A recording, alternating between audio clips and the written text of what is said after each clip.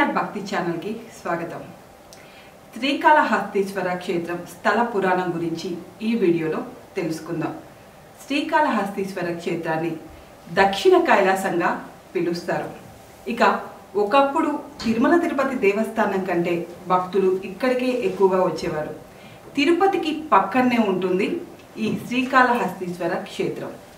ఇక స్థల పురాణం విషయానికి వస్తే పూర్వం ఈ శ్రీకాళహస్తీశ్వర క్షేత్రంలో సాలపురుగు వాయులింగ రూపంలో ఉన్న శివుడికి ప్రతిరోజు తన సాలపట్టుని ఇచ్చి ప్రతిరోజు కూడా ఆ శివుడికి పూజలు చేస్తూ ఉండేది।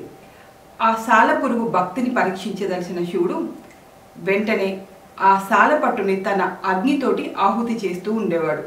అలా సాలపురుగు తన సాలపట్టుని ఇవ్వడం, శివుడు తన అగ్నితోటి ఆ సాలపట్టుని ఆహుతి చేయడం ఇలా ప్రతిరోజు జరుగుతూ ఉండేది। అయితే తాను వెళ్ళిన తర్వాత సాలపట్టు అగ్నికి ఆహుతవడం చూసిన ఆ సాలపురుగు ఇలా ఎందుకు జరుగుతుంది, అగ్నిదేవుడు ఎందుకు నా సాలపట్టును అగ్నికి ఆహుతి చేస్తున్నాడో తేల్చుకుందామని శివుడికి పూజ చేసిన తర్వాత అలాగే వేచి చూస్తూ ఉంటుంది। ఆ సమయంలో అగ్నిదేవుడు తన సాలపట్టుని ఆహుతి చేస్తున్నప్పుడు అగ్నితోటి యుద్ధానికి దిగి అదే అగ్నికి ఆహుతైపోతుంది సాలపురుగు। శివుడు సాలపురుగుకి తన పైన ఉన్న భక్తిని చూసి వెంటనే ఆ సాలపురుగుకి మోక్షాన్ని ప్రసాదిస్తాడు। ఇక ఈ శ్రీకాళహస్తీశ్వర క్షేత్రంలో మరొక కథ కూడా ప్రాచుర్యంలో ఉంది। నాగుపాము శివుడికి అభిషేకం చేసి వెళ్ళిపోయిన వెంటనే అక్కడికి ఒక ఏనుగు వచ్చి నాగుపాము శివుడికి పెట్టిన మణులన్నిటినీ కూడా తొలగించి తాను తెచ్చిన నీటితో శివుడికి అభిషేకం చేసి బిల్వ పత్రాలను పెట్టి శివుడిని పూజించేది। అలా నాగుపాము పెట్టిన మణులనేమో ఆ ఏనుగు తీసివేసేది। ఇక ఏనుగు పెట్టిన బిల్వ పత్రాలను మరుసటి రోజు వచ్చిన నాగుపాము తీసేది। అలా ప్రతిరోజు నాగుపాము పెట్టిన మణులను ఏనుగు తీయడం, ఏనుగు పెట్టిన బిల్వ పత్రాలను నాగుపాము తీయడం ఇలా ప్రతిరోజు జరుగుతూ ఉండేది।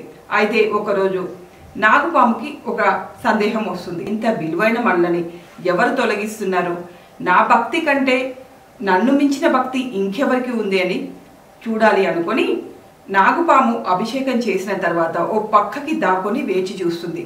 ఆ సమయంలో ఏనుగు వచ్చి నాగుపాము పెట్టిన మణులని పక్కకి తొలగించి తాను తన తొండంతో తెచ్చిన నీటితోటి శివుడికి అభిషేకం చేసి బిల్వ పత్రాలను పెడుతుంది। ఇక వెంటనే అది చూసి నాగుపాము ఏనుగు దగ్గరికి వచ్చి, నా భక్తి కంటే నీ భక్తి గొప్పదా, నా మణులు ఎంతో విలువైనవి, ఇంత విలువైన మణులని తొలగించి ఆకులను పెడతావా అని ఏనుగుతోటి గొడవకి దిగుతుంది। ఆ సమయంలో ఏనుగు, నీ మణుల కంటే నా బిల్వపత్రాలే చాలా విలువైనవి, ఈ బిల్వపత్రాలు ఇస్తే ఆ దేవదేవుడు ప్రసన్నమవుతాడు, కాబట్టి నా బిల్వపత్రాలే గొప్పవి, నా భక్తే గొప్పది అని ఇద్దరు యుద్ధానికి దిగుతారు। ఇక ఆ పోరాటంలో నాగుపాము ఏనుగు తొండంలోకి దిగి ఏనుగుని కరుస్తుంది। తట్టుకోలేని ఏనుగు పక్కనే ఉన్న శివలింగానికి తన తొండాన్ని వేసి కొట్టుకుంటుంది। ఆ విధంగా కొట్టుకొని ఏనుగు మరణిస్తుంది। ఏనుగు తొండంలో ఉన్న నాగుపాము కూడా శివలింగానికి కొట్టుకోవడం వల్ల ఆ శివలింగానికి కొట్టుకున్న సమయంలో తగిన దెబ్బలకి నాగుపాము కూడా మరణిస్తుంది। నాగుపాముకి ఏనుగుకి తన మీద ఉన్న భక్తిని చూసిన ఆ శివుడు వాళ్ళిద్దరికీ కూడా మోక్షాన్ని ప్రసాదిస్తాడు। ఇక ఆ రోజు నుంచి కూడా ఈ క్షేత్రం శ్రీకాళహస్తీశ్వర క్షేత్రంగా ప్రసిద్ధి పొందుతుందని వరమిస్తాడు। ఇక శ్రీ అంటే సాలపురుగు, కాలం అంటే పాము, హస్తి అంటే ఏనుగు, అలా శ్రీకాళహస్తీశ్వర క్షేత్రంగా ఆ క్షేత్రం ప్రసిద్ధి పొందుతుంది। ఇక ఈ శ్రీకాళహస్తీశ్వర క్షేత్రానికి మరొక కథ కూడా ప్రాచుర్యంలో ఉంది। పూర్వం కిన్నుడనే ఒక వేటగాడు ఉండేవాడు। ఆ వేటగాడు ప్రతిరోజు కూడా వేటకి వెళ్ళి మాంసాన్ని తీసుకొని వచ్చి తింటూ ఉండేవాడు। అయితే ఒకరోజు అలా వేటకు వెళ్ళిన వేటగాడికి ఒక శివలింగం కనిపిస్తుంది। ఆ శివలింగాన్ని ఎంతో భక్తి శ్రద్ధలతో పూజిస్తాడు। తన నోటితోటి నీళ్లు తీసుకొచ్చి ఆ శివలింగాన్ని పైన అభిషేకం చేసి తర్వాత తాను తీసుకొని వచ్చిన మాంసాన్ని తెలియక అమాయకత్వంతో ఆ శివుడికి ప్రసాదంగా పెడతాడు। అలా ప్రతిరోజు చేస్తూ ఉంటాడు।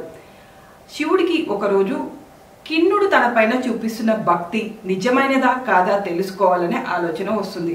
వెంటనే కిన్నుడు వస్తున్న సమయంలో శివుడు తన కంటిలోంచి రక్తాన్ని కారుస్తాడు।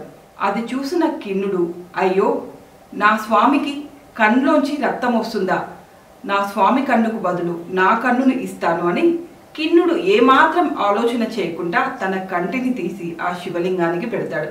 వెంటనే శివుడు రెండో కంటి నుంచి కూడా రక్తాన్ని తెప్పించుకుంటాడు. అది చూసిన కిన్నుడు ఏమాత్రం ఆలోచన చేయకుండా తనకు ఒక కన్ను మాత్రమే ఉంది, మొదటి కన్నును ముందే శివుడికి ఇచ్చాననే ఆలోచన కూడా లేకుండా ఈ కన్నును కూడా తీసి ఆ శివుడికి అలంకరిస్తాడు. శివుడు కిన్నుడికి తన పైన ఉన్న ప్రేమని భక్తిని చూసి వెంటనే ప్రత్యక్షమవుతాడు. ప్రత్యక్షమై కన్నప్ప అని పిలుస్తాడు. ఆ రోజు నుంచి కిన్నుడు భక్త కన్నప్పగా ప్రసిద్ధి పొందుతాడు. ఈ క్షేత్రంలో శివుడు కృతయుగంలో వాయు రూపంలో, త్రేతాయుగంలో స్వర్ణ రూపంలో, ద్వాపర యుగంలో రజిత రూపంలో, కలియుగంలో శ్వేత రూపంలో దర్శనమిస్తూ ఉంటాడు.